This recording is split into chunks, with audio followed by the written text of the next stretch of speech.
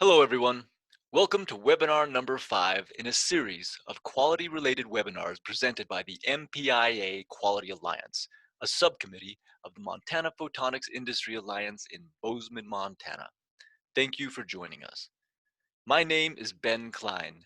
I'm the Quality Manager for Teledyne FLIR Surveillance Incorporated here in Bozeman, Montana. The subject of this webinar is the Return Material Authorization process. In this presentation, you'll learn answers to the following questions. What is a Return Material Authorization Process, RMA? Why is the RMA process invaluable to quality and reputation? How is the RMA process implemented? What can you do right now to make this happen? How does the RMA process lead to improving your products and your processes? And this image right here is our fictional product. This is our laser. Problem statement. So we'll begin with a problem statement to kind of kick things off. The problem statement is product returns are increasing in quantity, and you don't know why they're returning in such high quantities, and you have no idea how many are being returned. You don't have enough information regarding the reasons they are being returned to you. Are these out-of-box failures that are possible warranty returns, or are they products that have been in the field for years? It takes a long time between receiving the return product and fixing it and then sending it back to the customer. Return product is sometimes misplaced or even lost. Customers are not happy with your product so far, and they're considering another source for similar products. They're beginning to lose their trust. So the solution in this case is to implement a return material authorization process. So what is a return material authorization process? The return material authorization process is the process for managing products that customers return for refund, repair, or replacement. This is also known as the return merchandise authorization process. We'll refer to it in this presentation as the RMA process. There are many types of returns, but for the purposes of this presentation, we'll use two categories and we'll use the following terms: service returns and warranty evaluation returns. You may choose more than two categories or different terms, but we found that keeping it simple like this works pretty well. Service returns are returned with an RFQ, a request for quote, to purchase a type of service: rework, repair, upgrade, calibration. Warranty evaluation returns are returned because the customer is not happy with the product because it is non-conforming, damaged, or is not meeting expectations in some manner. And you're under a contractual obligation to be sure that your product meets expectations. And you essentially sign that agreement when you accept an order. So when you receive an RMA for warranty evaluation, it is vital to take care of these with high priority and to have a good process. So this presentation will focus on warranty evaluations, though the overall system that we are presenting here will work for both. So why is the RMA process invaluable to product quality and reputation? Well, even if you have the best designed products with the highest quality and reliability, with great processes and well-documented work instructions, highly trained, skillful technicians in manufacturing, sooner or later you will have some of the products returned to you as an RMA for warranty evaluation. So it is critical to have a good process in place in order to manage them effectively and efficiently. So the RMA process is invaluable because it reduces the risk of losing track of your return products. A good RMA process will track the product from the moment it reaches your door until you ship it back to the customer. It reduces the risk of ongoing production of bad product. The cause of the problem may be systemic, and therefore it may be affecting the products you're working on right now. It provides feedback information that can drive root cause analysis, which leads to product improvement. It provides insight regarding the quality of your product, that is, how well it meets specifications straight out the gate, and the reliability of your product, That is, how well and how long it maintains this initial high quality. How long does it work? And ultimately, it provides opportunity to build trust in your relationship with your customer by providing timely feedback and a positive experience. It gives even greater insight into who you are as an organization. So you can think of these as moments of truth. When you have an RMA event, you can look at it as a disaster because you failed to meet your customers' needs, your customers' expectations, and you may be concerned about how this reflects on you and your organization. Or you can look at it as an opportunity.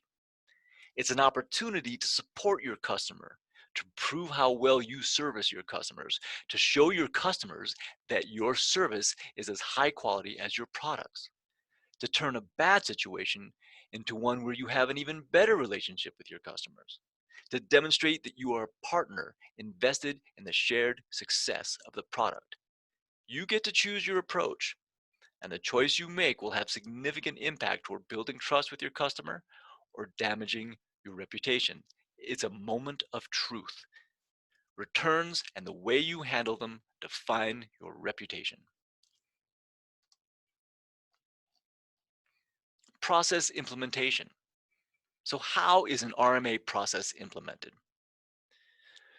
You can implement an RMA process using basic low cost tools that are likely already available to you. You don't need expensive software. While there are many solutions to solve this problem for how to manage RMAs, most of them you will find have common approaches and similar steps. The solution provided here is a simple one that captures the essence of what you can expect in any RMA process and will hopefully give you what you're looking for, or at least give you ideas for how to implement a process best suited to your organization. The overview of this process can be broken down into 5 primary top-level steps. And it begins when a customer contacts you to let you know that they have a bad product that they want to return to you. First, identify and document the RMA. Second, evaluate the returned products, physically examine them, and review the information provided with them. Determine the warranty status based on your warranty criteria. Determine disposition. What are you going to do with it? And finally, perform disposition so you can ship it back to the customer. So we'll take a closer look at each one of these steps in the following slides. Identify and document. This step begins when the customer contacts you. You'll want to try to gather as much information as you can about why the product failed. You may even want to provide a form to the customer to complete with the detailed information. You can call this form an RMA form or a service form. The more information, the better. Here is where you begin working with your customer to solve the problem. The basic information on the form includes customer company name, serial number, part number, dates. But the truly valuable information includes anything they can provide regarding the nature and the conditions of the failure. If you decide that it would be best to have the customer return the product to you for more in-depth evaluation, you'll want to provide an RMA number. This RMA number will be used to identify and track the returned products from the moment it reaches your receiving area until it is shipped back to the customer. The information from the RMA is then logged in a spreadsheet or database. We'll call this the RMA log. Each entry is uniquely identified by the RMA number. You'll see later in this presentation why capturing and compiling this information can lead to invaluable insight regarding your products. This log also serves the key function of tracking the product returns through the process so it isn't lost or forgotten. It's a good idea to have someone in your organization assigned the responsibility of coordinating this process to ensure the product is properly prioritized and that it's processed effectively. The RMA log also serves as a history to see if you've received this product or similar products before and what you did to fix it the last time.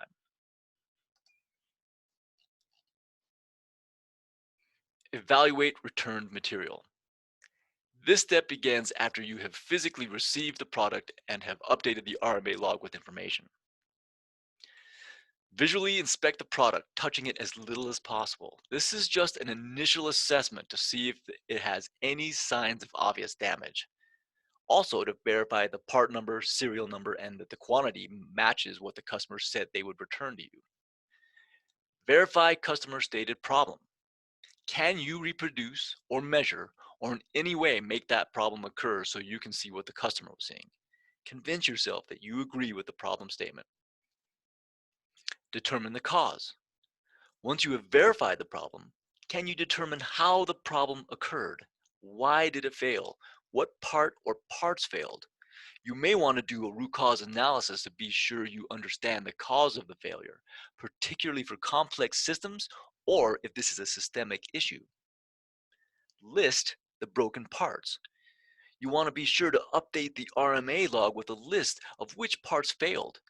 This will help you identify trends and possibly to increase your service inventory if you suspect there may be other units in the field that are at risk of failing for the same reason.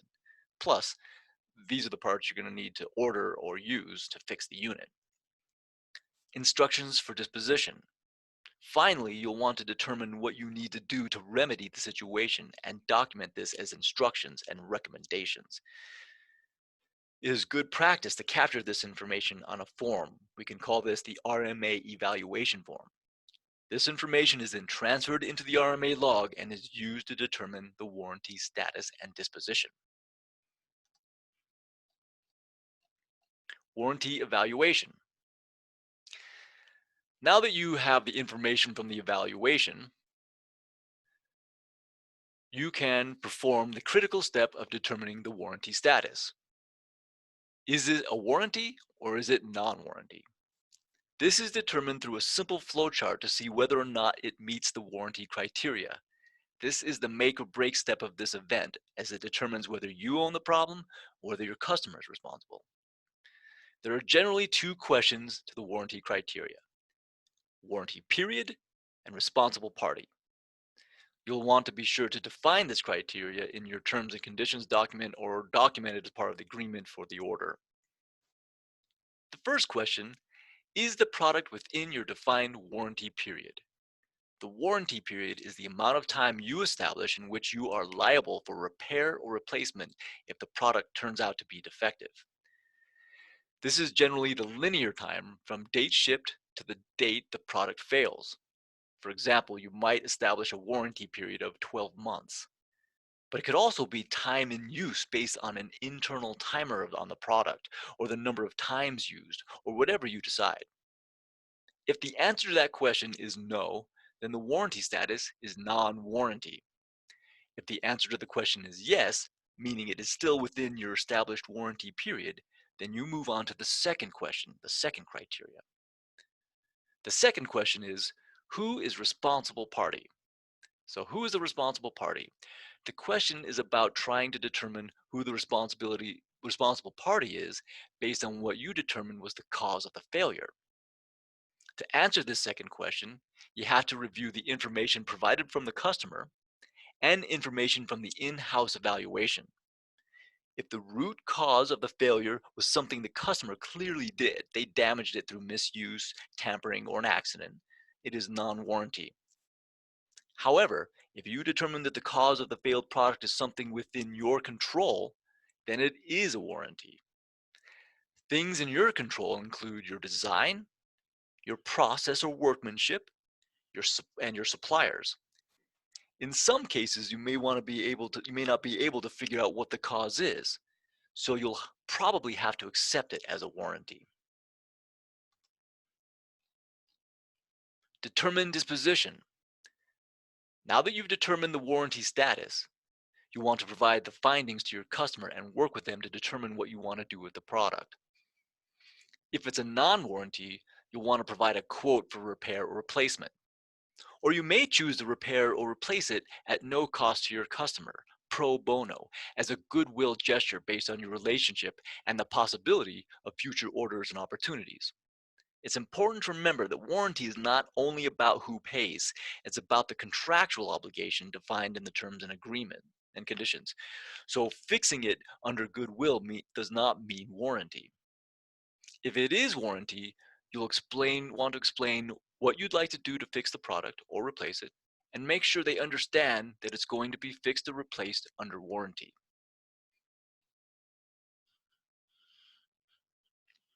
Perform disposition and ship back to the customer. Once you determine what you want to do with the product, then perform that disposition and simply ship it back to your customer. At this point, the service you provide to your customer is the product. Recognize that regardless of who pays, effort was spent and costs were incurred. This is often referred to as the cost of poor quality. It is up to you to create the value to your customer and to your organization with each one of these events. Improvement through data. Finally, the RMA process is invaluable to quality because it helps you improve your system. Because you've logged the RMA events in your RMA log, the information can be compiled as data and analyzed for patterns and trends. Warranty return ratio. The first thing you'll want to calculate is the warranty return ratio. The warranty return ratio is the quantity of warranty returns, that is, return products that you've determined meets the warranty criteria, divided by the quantity of products you shipped. This is expressed as a percentage and is calculated over an established period of time. It's common to use a rolling annual if your warranty period is 12 months. This means that you're measuring your ratio based on the quantity of returns and the quantity shipped within the past 12 months. You'll want to plot this either monthly or quarterly, and this only counts warranty evaluations, of course. This is commonly used as a quality objective to assess how well your organization is performing and how well you are meeting customer needs.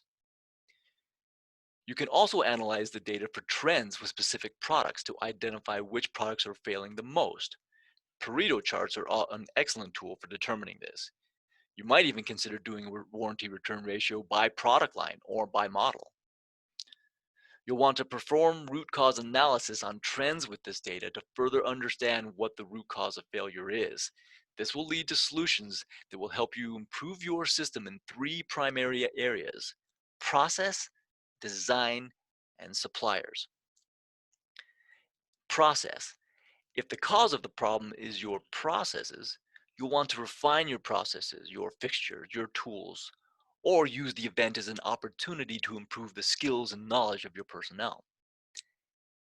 If the cause of the problem is the design, you can work with engineering to improve the design to make it more reliable. It will also let you know that you may have to be prepared to implement these changes for your other products already in the field in case they are returned to you. This can provide invaluable lessons learned for future product designs. And suppliers. If you determine the cause of the problem is the responsibility of the supplier, you can begin working with the supplier so they can improve their products.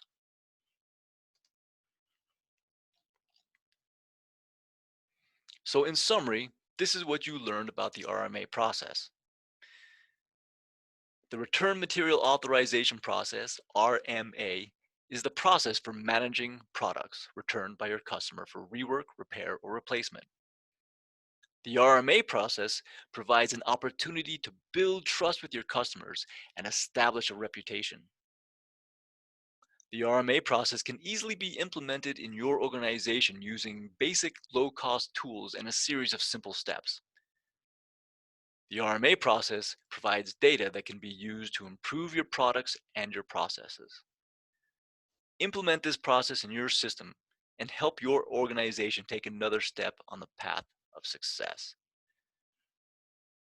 For more information about this process, example templates, tools, and ideas, please visit our website at montanaphotonics.org. Thank you so much for your time.